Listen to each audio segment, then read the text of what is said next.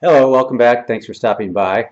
Today we're going to continue our discussion on the topic of paradigms. So paradigms are these sets of assumptions and beliefs that we hold to be true. They often then become cultural norms. It's just the way we do things around here. If it ain't broke, don't fix it.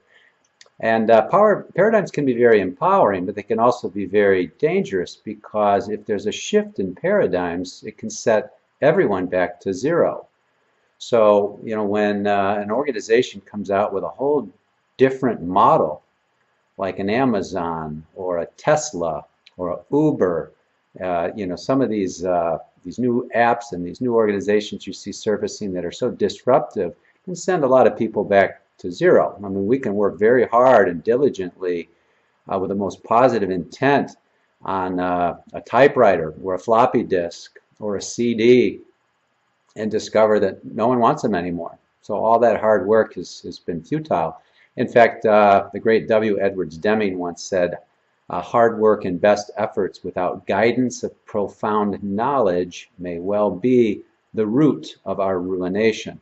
I mean, we can work our tails off and still end up hitting the iceberg because we're moving the chairs around on that Titanic and no one's paying attention to the bigger picture. So the paradigm is part of that bigger picture. And it's part of the strategy. And a shift in paradigms can really be a form of awakening.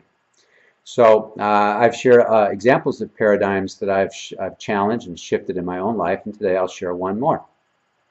And this was a paradigm that I challenged when I was first facing a divorce. So after 26 years of marriage, I was suddenly faced with divorce papers. It was very shocking and wow, what do I do? Now the paradigm and my instinct was, well, I guess I have to hire a lawyer because I don't know anything about divorce. What am I supposed to do? But I did a little research before I just jumped into that assumption or that perception or that conclusion, and did a little research. And a few hours later, I was reading a book that I found online. I downloaded it for $45. And for one of the first things it said is do not hire a lawyer because your lawyers are just going to fight and spend a lot of money and at least initially you don't need one. Now the book proved to be true because I didn't hire a lawyer. I managed to get through the divorce peacefully with my ex-wife, and the book was very practical. It was very it was intriguing actually. And the return on investment for that book was quite substantial.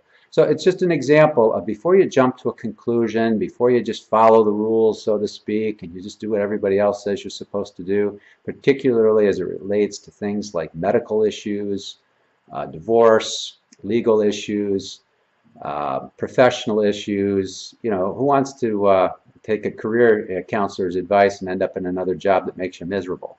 All right. Who wants to take medicines that are going to actually make you sicker from the side effects? So we have to be very careful about the perceptions and the assumptions that we operate under. Again, if you walked out onto a seashore and looked at the horizon, you'd probably swear the Earth is flat, and you certainly wouldn't guess that it's moving and hurling through space at 85,000 miles an hour or 65,000 miles or whatever it is. And so our perceptions can often be very, very misleading. Our assumptions can be very flawed. And at that level, a flawed assumption can lead to disaster. So check your facts, challenge your assumptions, identify those paradigms, those subconscious programs that you're operating under, and start at that level for some real meaningful change in your life. Come on back and I'll give you some more. Thank you.